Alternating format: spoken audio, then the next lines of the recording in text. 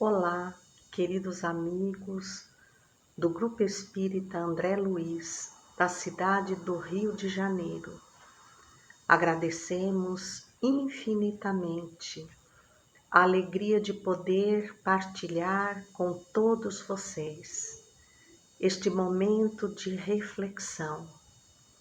Unimos o nosso pensamento, o nosso coração a Jesus, o Divino Amigo, aos benfeitores espirituais desta casa espírita.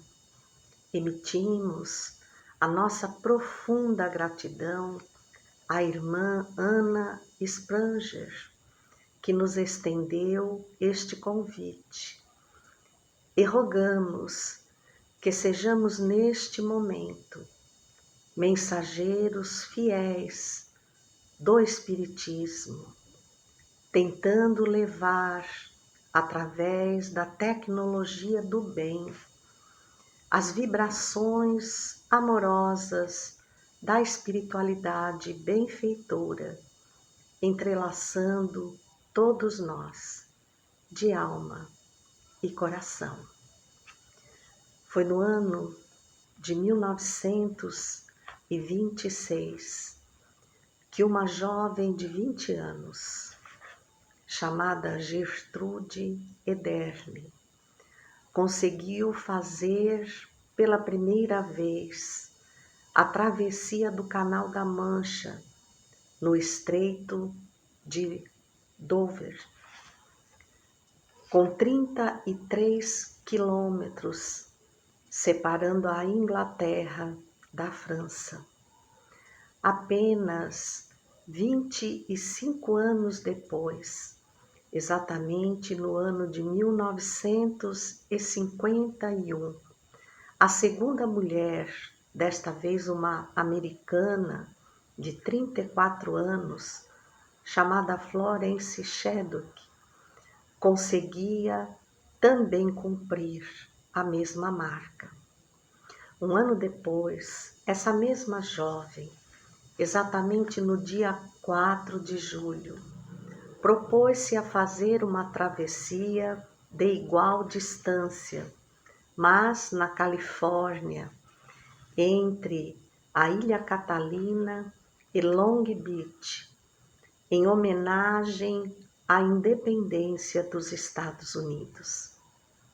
Aguardava-se, naquele verão da América do Norte, um dia quente, de sol brilhante, mas, contra todas as expectativas, o dia amanheceu frio, nevoento e o mar agitado. Mesmo assim, ela estava decidida. Valia a pena o empreendimento. E ela, habituada à adversidade de temperatura e ao mar revolto do Canal da Mancha, nada tinha a temer. Atirou-se à água, nadou perseverante por muitos, mas muitos quilômetros, exatamente 32 quilômetros e 200 metros, quando permitiu-se abater. Começou a pedir ajuda aos barcos de apoio. O que se encontrava mais próximo conduzia, além de um médico, o seu técnico, também os seus pais e o cônjuge. Todos eles foram unânimes em estimulá-la à continuidade da travessia, mas ela não se permitia convencer. Lhe anunciaram que só faltavam 800 metros, que não valeria a não ser que ela se sentisse acometida por algum problema físico que pudesse atestar a gravidade da situação. Ela iria se sentir profundamente frustrada se desistisse naquele momento. Mas embora todas as afirmações, todas as rogativas Florence pediu e implorou que a retirassem da água. E só então no barco, depois de acalmar-se, ela pôde verificar que ninguém lhe mentia, que realmente faltava menos de 1 quilômetro para que ela aportasse em Long Beach. Aí sim, ela chorou profundamente sentida. Como, com tanto preparo, com tanto treinamento, enfrentando desafios infinitamente maiores do que aquele, ela deixou-se desistir. Pensou, olhou ao seu redor, pôs os olhos nos olhos de sua mãe e afirmou: na realidade, mamãe, eu desisti porque não via horizonte à minha frente. Eu desisti porque o imenso nevoeiro que me envolvia não me permitiu acreditar na verdade.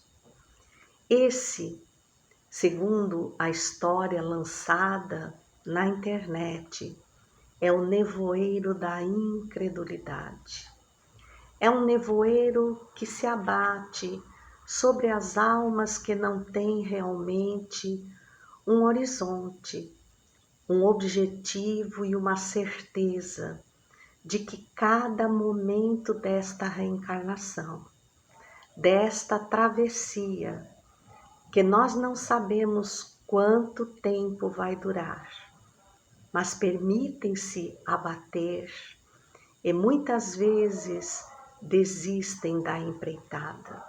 Nós, os espíritas, temos a beleza da codificação. Os livros de Allan Kardec, esse espírito ímpar que se atirou ao mar de todas as adversidades, mas que se deixou conduzir pelo seu raciocínio lúcido e pelo objetivo maior que lhe forjou o caráter e que o dirigiu, embora todas as tempestades, em direção ao porto seguro, ou seja, ele corajosamente cumpriu o planejamento a que estava destinado. Quando ele pergunta ao espírito que o dirige se ele, por algum acaso, fraquejasse, o que seria do projeto do Cristo? O que seria do projeto da codificação?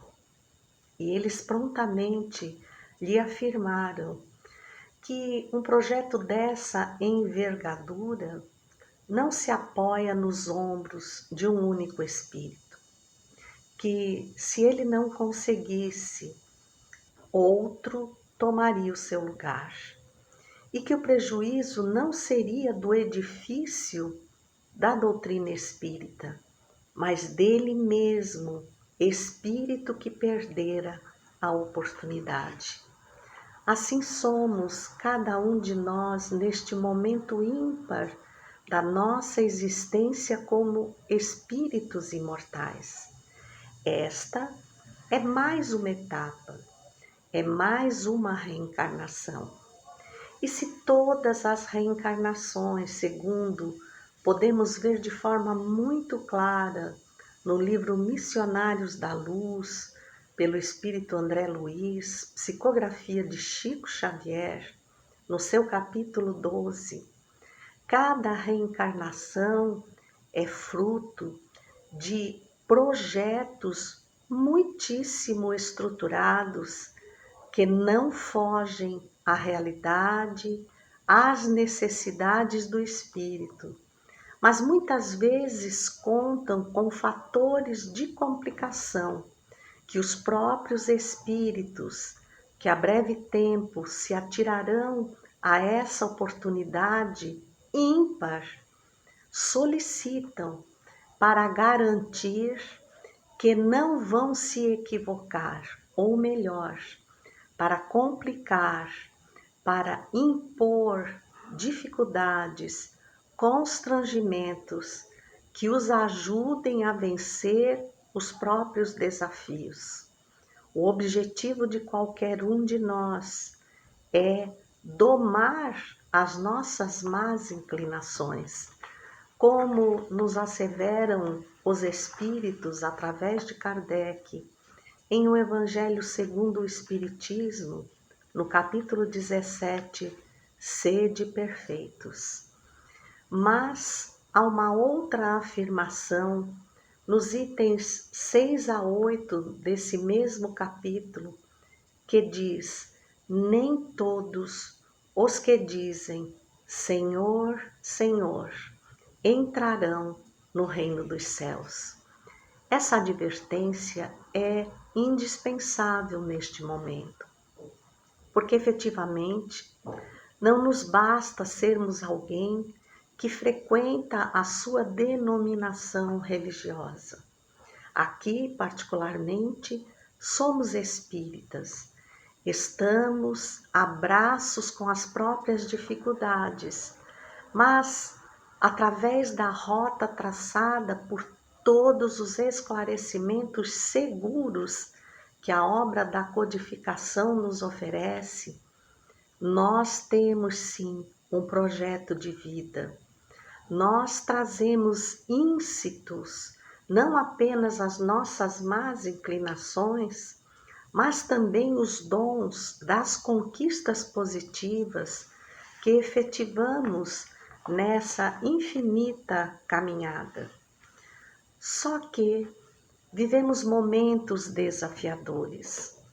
Todos nós já ouvimos falar da transição planetária e não temos dúvida de que ela está ocorrendo exatamente neste momento.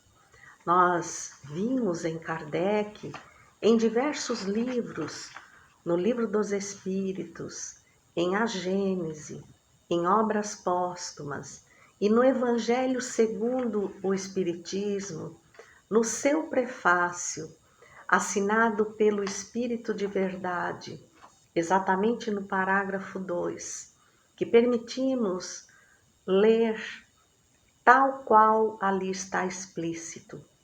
São chegados os tempos em que todas as coisas devem ser restabelecidas no seu verdadeiro sentido, para dissipar as trevas, confundir os orgulhosos e glorificar os justos.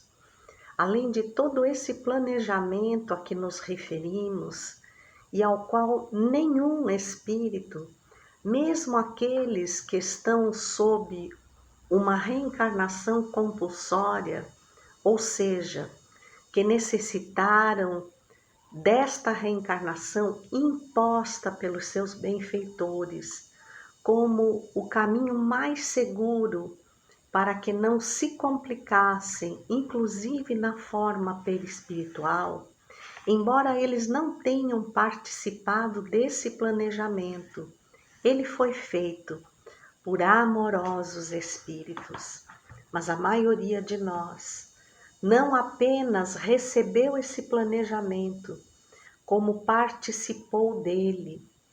Alguns de nós pedindo fatores de complicação, ou seja, ausências de facilidades.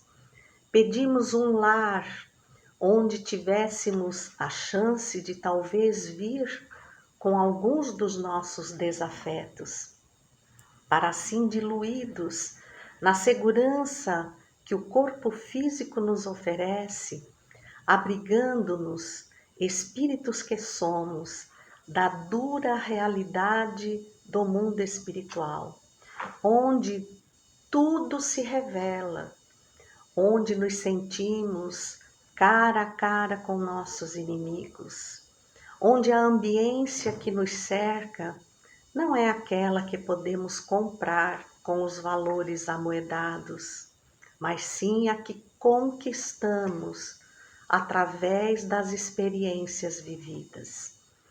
E dando ultimamente uma atenção efetiva, porque muitas são as pessoas que, acostumadas ao relógio material, acham que a transição da Terra também obedece a esse mesmo relógio e começam a nos perguntar: mas afinal de contas, quando é que estaremos no mundo de regeneração? Que mundo de regeneração é este que se aproxima, que cada vez complica mais o mundo e a sociedade onde nos encontramos? Voltamos ao prefácio do Evangelho, quando o Espírito de Verdade nos afirma que todas as coisas devem ser restabelecidas para dissipar as trevas, confundir os orgulhosos e glorificar os justos. Os justos são aqueles que persistem mesmo em meio às piores dificuldades. Quando recebemos em mãos o último livro, ou mais recente livro, da benfeitora Joana de Ângeles, pela abençoada mediunidade de Divaldo Pereira Franco, este que temos aqui, intitulado Vidas Vazias, encontramos no capítulo 11 um texto que despertou muitas reflexões e que nos chamam à responsabilidade deste momento que vivemos. Afinal de contas, se todas as coisas neste instante devem ser restabelecidas, se o empreendimento do avanço moral da Terra é comandado por Jesus, governador espiritual do planeta, nada foge ao seu planejamento. Nem nós que em meio à humanidade ou à família do Cristo, que já no livro Roteiro de Emmanuel, que foi publicado no ano de 1952, quando a Terra contava com aproximadamente 3 bilhões de habitantes, no item 9, ou na lição 9, chamada Educandário Terrestre, ele nos fala que mais de 20 bilhões de espíritos desencarnados pululam ao redor da Terra, em necessidade de aprendizado, num planeta de expiações e provas. Obviamente, temos aí inseridos muitas categorias de espíritos, aqueles que lutam para vencer as suas más inclinações, objetivo central de cada um de nós estar presente nesta existência. Há os que, ainda extremamente ignorantes, são conduzidos em seus sentidos primários, mas há os que, inclinados definitivamente ao mal, prezam cada momento da sua existência a combater a obra do Cristo. Se há um planejamento, e com certeza o há, para a vida de cada um de nós, o que vamos dizer do planejamento do Cristo para o próprio planeta? Primeiro, precisamos efetivamente saber quem é esse Espírito. E quando nos dirigimos à Revista Espírita, em fevereiro de 1862, quando se fala dos espíritos marcados, dos Messias, vamos ver a definição de que espíritos que atingiram o mais alto grau da categoria dos espíritos puros, que se encontram ao lado de Deus, e como diz André Luiz no livro Evolução em Dois Mundos, e Emmanuel no livro A Caminho da Luz, espíritos que se mantêm numa comunhão indescritível com Deus, que lhe assimilam o pensamento, que nada mais é do que o fluido cósmico universal,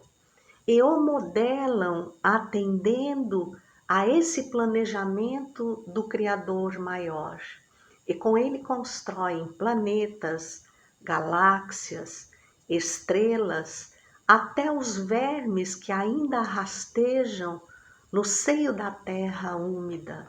Nada, absolutamente nada, foge à envergadura desses espíritos, que, se nós, quando atingirmos a categoria dos espíritos puros, que são os de primeira ordem, sendo que nos encontramos na categoria da terceira ordem, espíritos imperfeitos, mas quando adentrarmos o primeiro patamar dos infinitos que existem nos espíritos puros, estaremos adentrando o berçário, de onde Jesus já é muito mais do que PhD. Um espírito infalível, diz Kardec, dizem os espíritos na Revista Espírita, mesmo na reencarnação.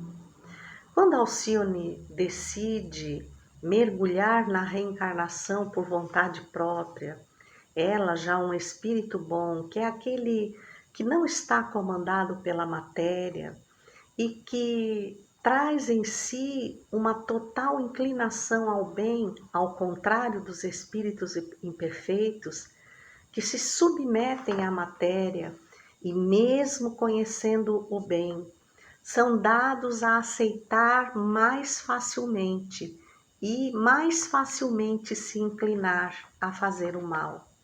Ela recebe uma advertência de seu benfeitor, porque não tendo nenhum débito a ressarcir, nada mais a aprender no ambiente que a terra poderia lhe oferecer, ao se submeter ao corpo físico, passaria a sofrer a ação desse organismo nos seus maiores requintes hormonais que lhe comandam a existência, podendo vir a se equivocar, o que para ela seria de alta gravidade, porque muito será pedido a quem muito for dado.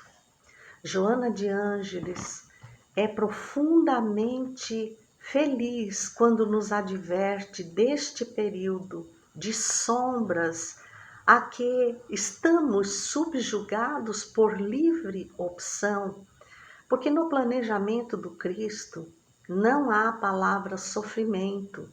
O sofrimento é a rebeldia ao processo educativo, que por si só gera a dor, essa mestra ímpar que sempre procura nos educar as más inclinações e nos trazer de volta ao Cristo.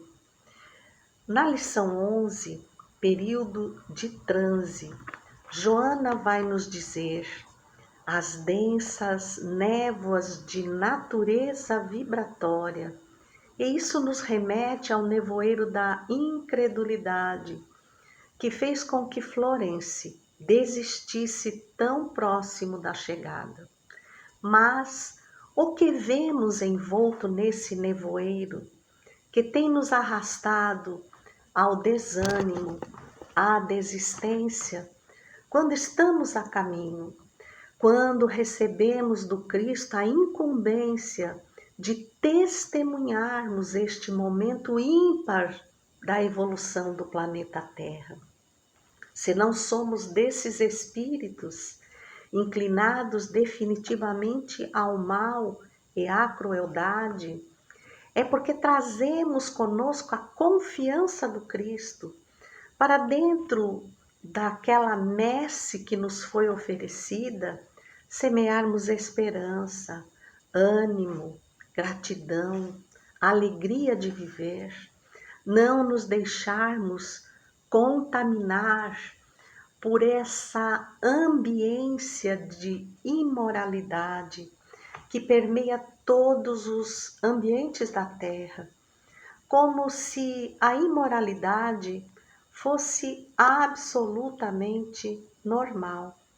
Nós vemos também Joana nos advertindo que somos arrebanhados por uma força hipnótica movida por entidades acelvajadas que tentam fazer despertar ou se multiplicar em nós as inclinações, as paixões devastadoras, o individualismo egoísta, os hábitos viciosos que tentam desgovernar todos os horizontes da Terra.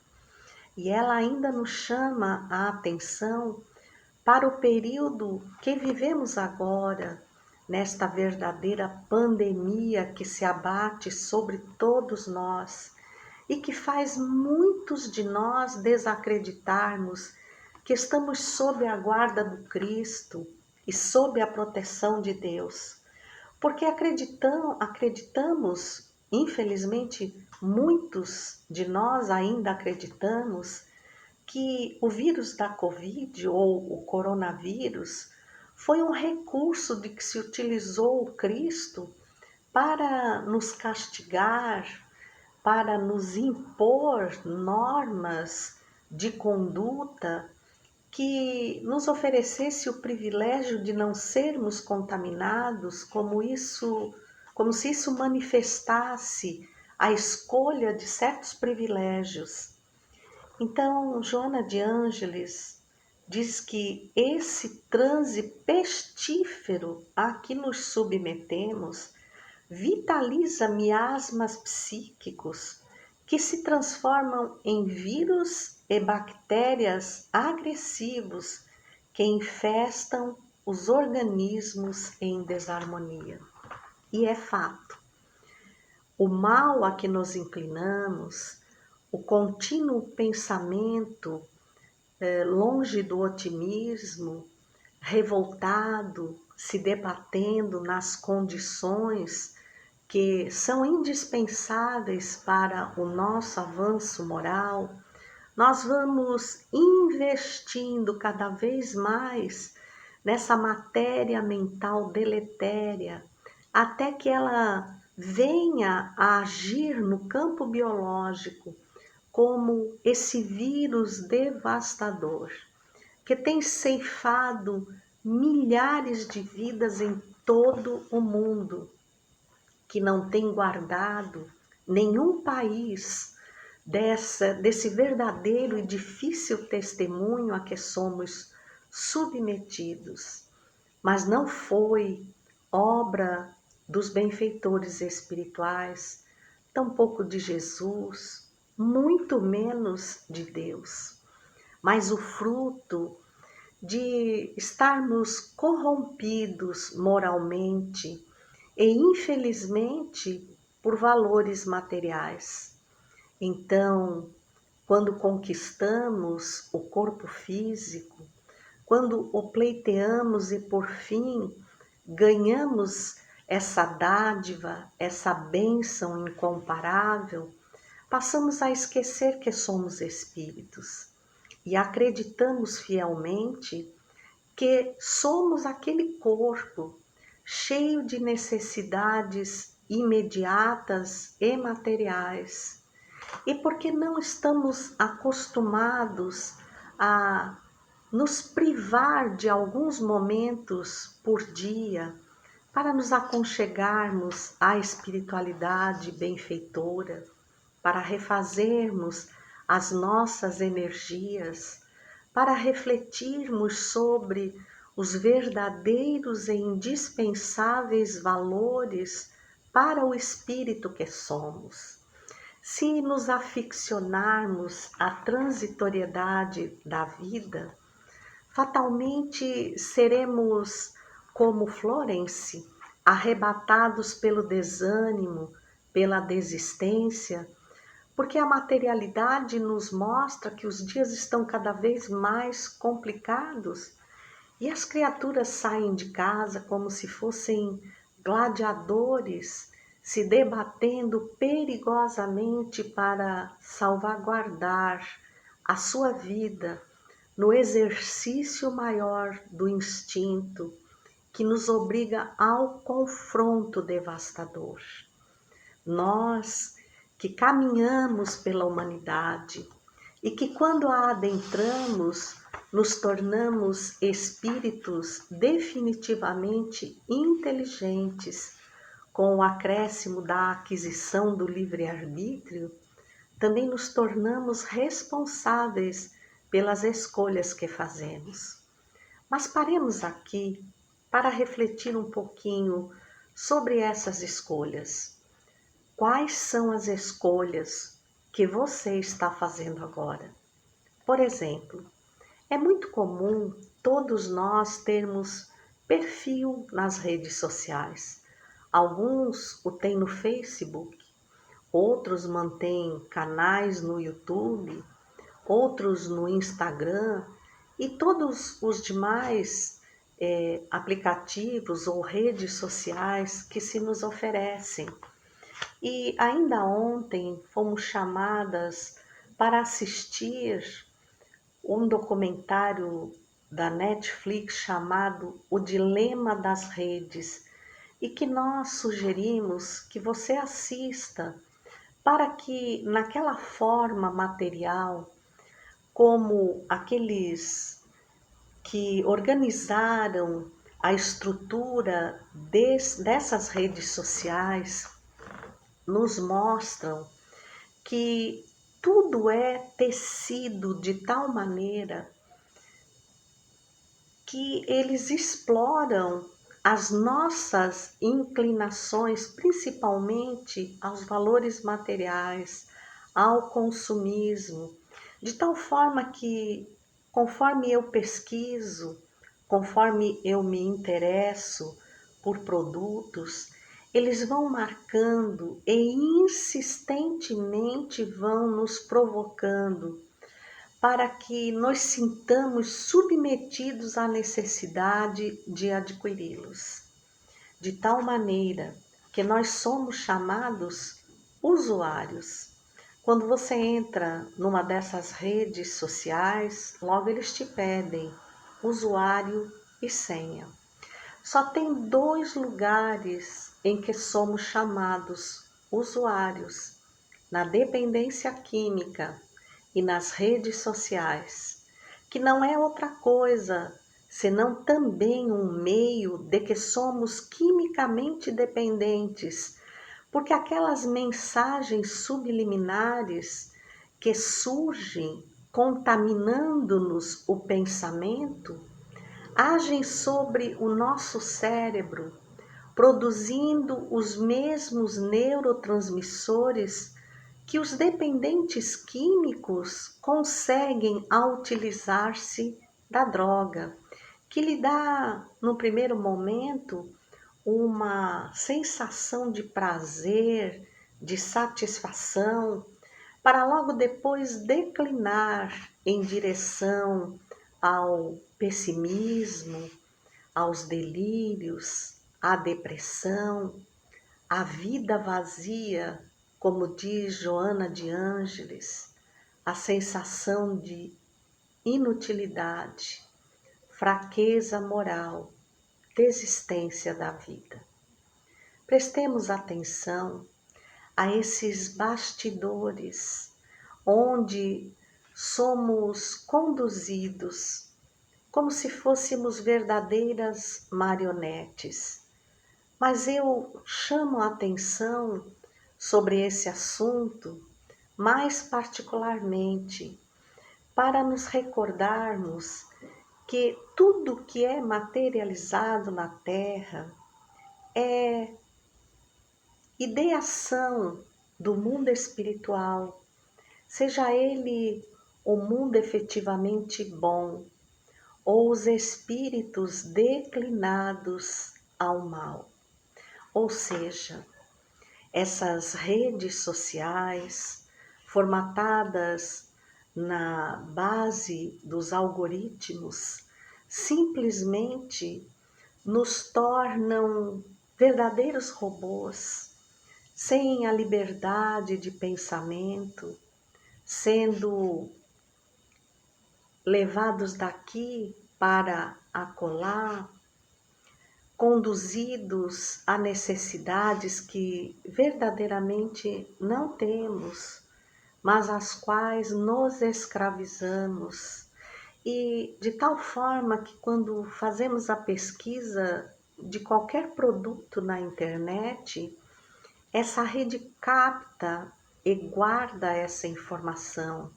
E depois, plugados a outros interesses, até mesmo a uma pesquisa na área do espiritismo, e eu dou o próprio testemunho que de repente entramos no Google para fazer uma pesquisa sobre uma reflexão doutrinária, e aí começam a surgir, de tempos em tempos, em meio ao texto, aqueles produtos que em algum momento nós pesquisamos, e quanto mais nós os pesquisamos, mais eles ficam gravados e mais eles aparecem em outras páginas que nós achamos que não tem nada a ver com aquilo que buscamos, com aquela necessidade de consumo que tivemos.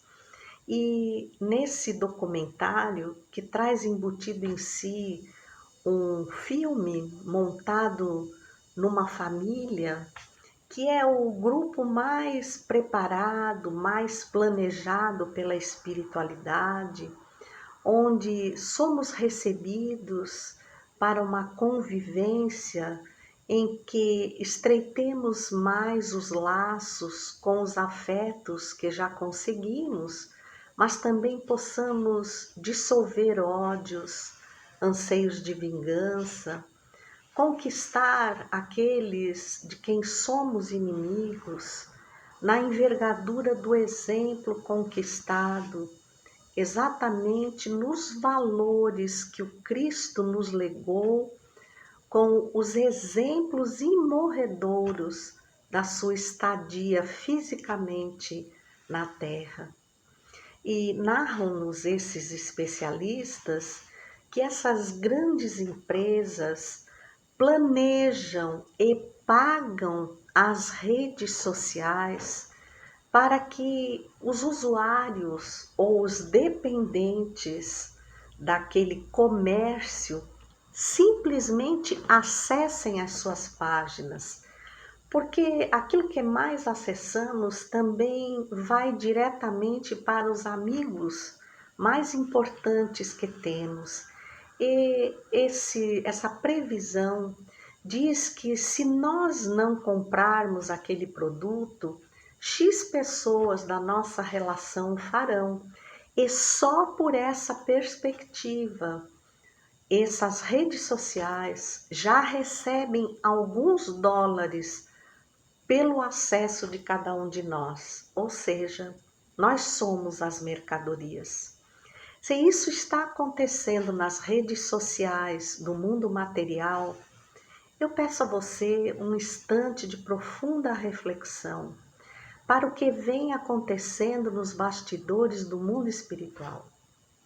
No livro Perturbações Espirituais, o Espírito Manuel Filomeno de Miranda nos diz que, pelo propósito único de confrontar o Cristo, de fazer naufragar todos os projetos do Cristo para a evolução moral da Terra, dois grupos de inimigos se uniram, que são os judeus e os muçulmanos. E como é que eles pretendem atacar o Cristo?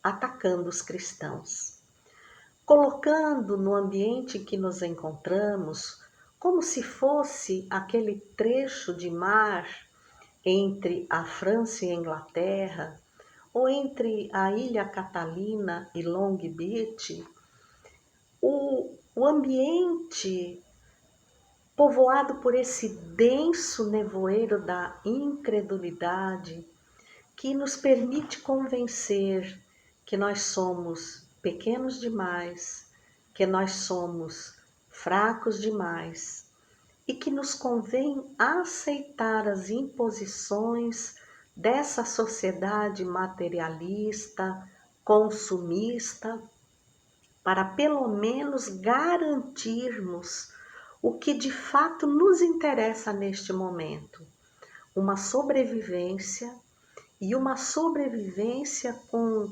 alguns privilégios, algum conforto, de tal forma que nós vimos delegando a planos inferiores todos os investimentos que devem ser feitos naqueles que nos são confiados diretamente como filhos ou outros de quem nos tornamos responsáveis.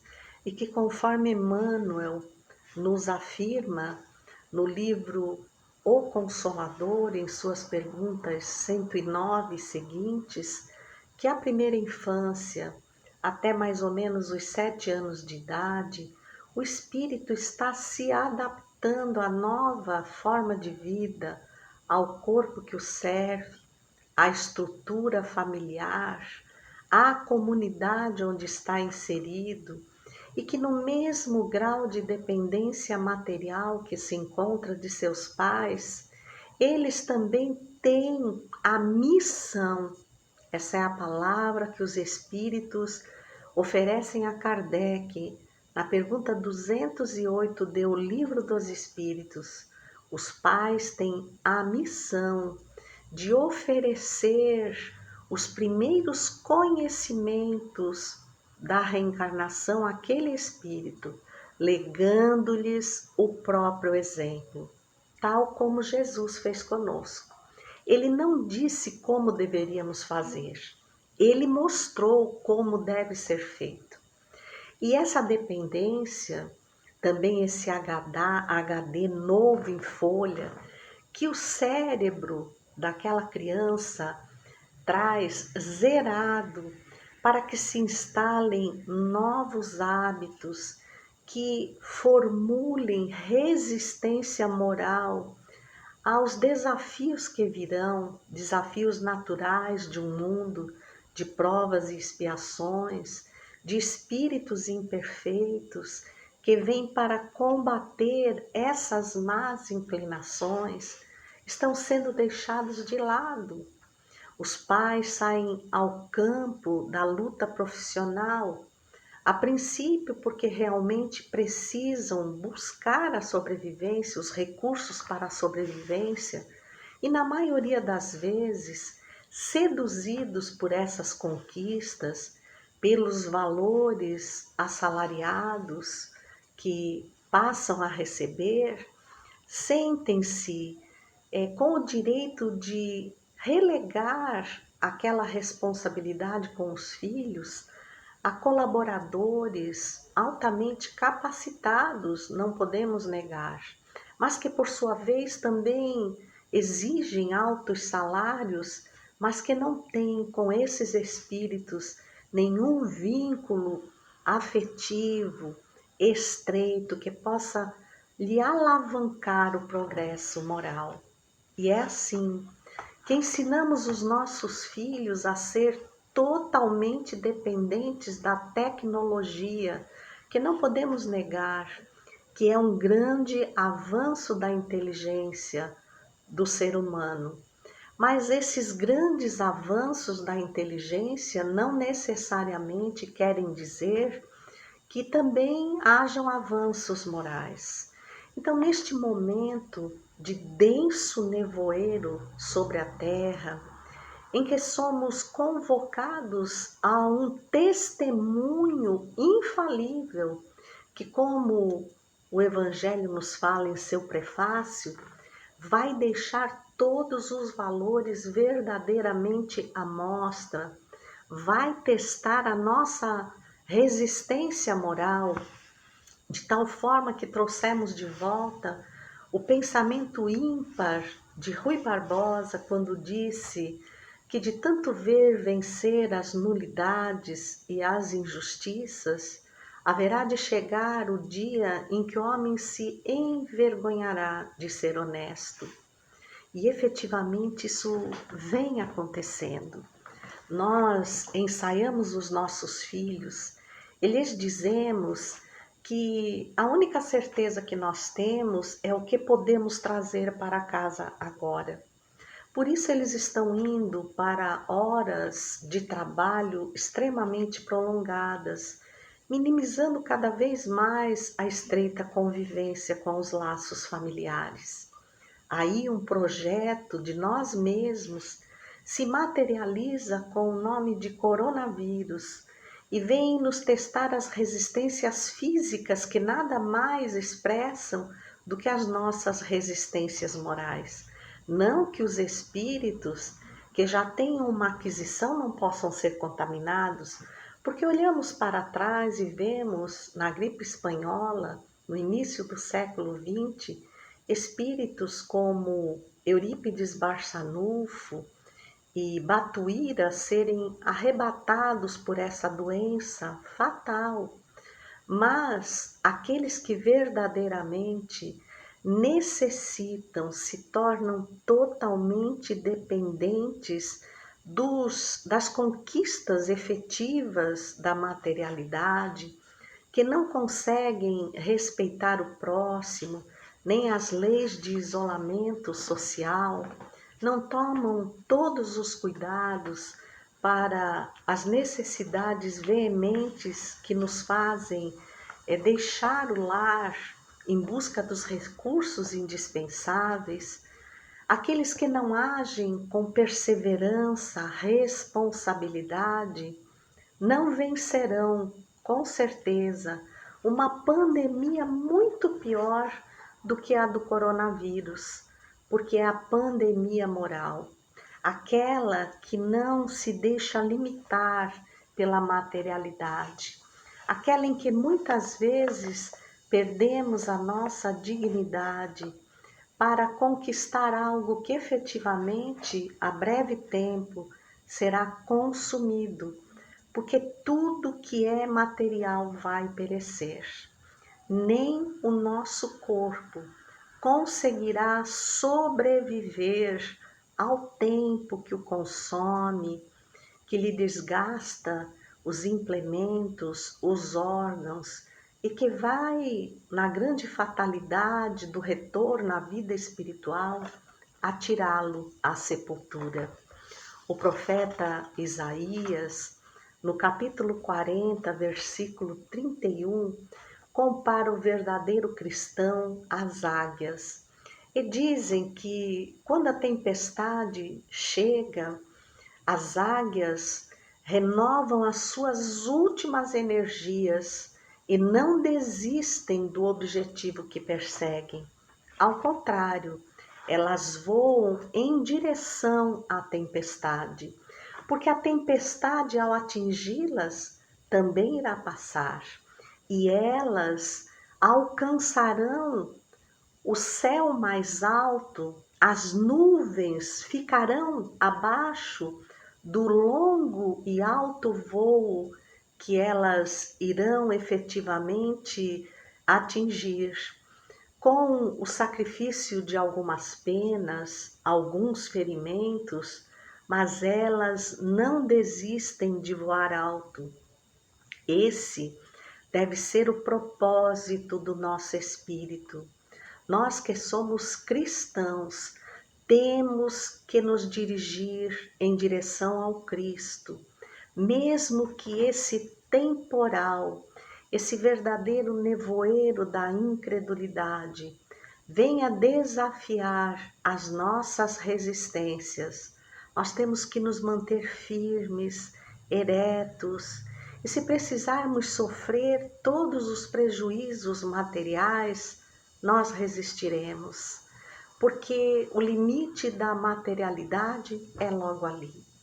Efetivamente, algum momento nós vamos retornar ao mundo espiritual, mas eu não queria deixar você agora sem te dizer: você é muito especial, Porque além de renovar o compromisso da reencarnação com você, Jesus escolheu que você testemunhasse este momento ímpar da transição planetária.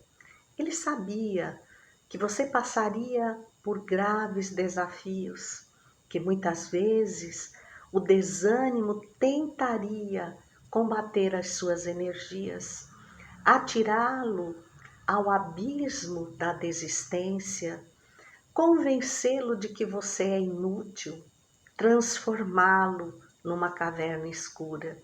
Mas não esqueça que foi exatamente numa caverna escura, num lugar inóspito da Nova Zelândia, que o grande empresário, que já tinha atingido os mais altos patamares de todas as conquistas materiais, sentiu-se profundamente desestimulado de viver.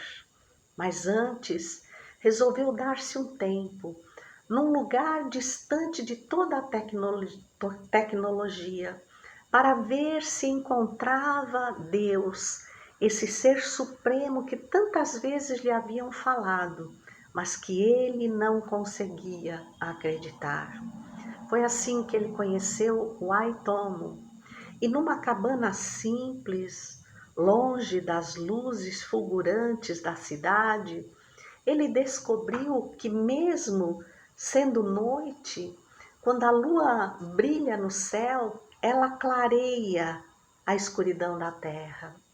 Bordado de estrelas, cada uma delas é uma pequenina lâmpada que orbita em torno da beleza da lua, despertando o seu espírito para a grandeza para o qual ele foi criado.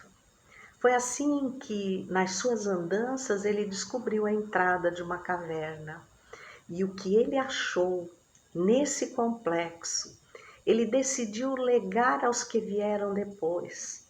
Foi assim que criaram o que se chama hoje a oitava maravilha do mundo, que atrai mais de 1 milhão de turistas por ano, o complexo de cavernas de Waitomo. Quando você chega, os guias que vão conduzir os pequenos barcos pelas águas subterrâneas só lhe pedem silêncio.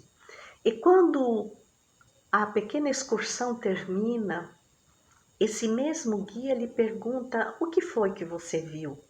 E todos são taxativos em dizer: nós vimos o céu bordado de estrelas, não havia espaço para mais uma. E ele diz: é impossível ter visto o céu. Nós estávamos num ambiente subterrâneo, num complexo de cavernas, das quais a mais alta tem apenas 5 metros, mas nós vimos estrelas. Não, não eram estrelas.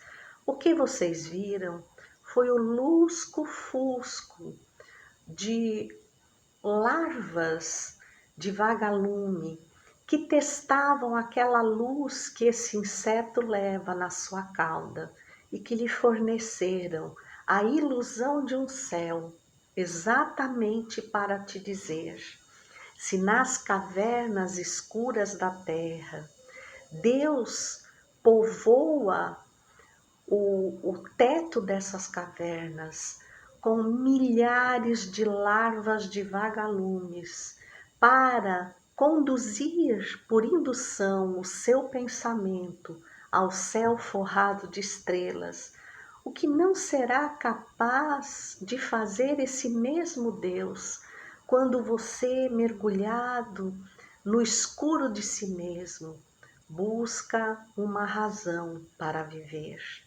Quando Maria de Magdala procurou Jesus, ela ajoelhou-se diante do Mestre chorando e disse-lhe: Senhor, o que será de mim?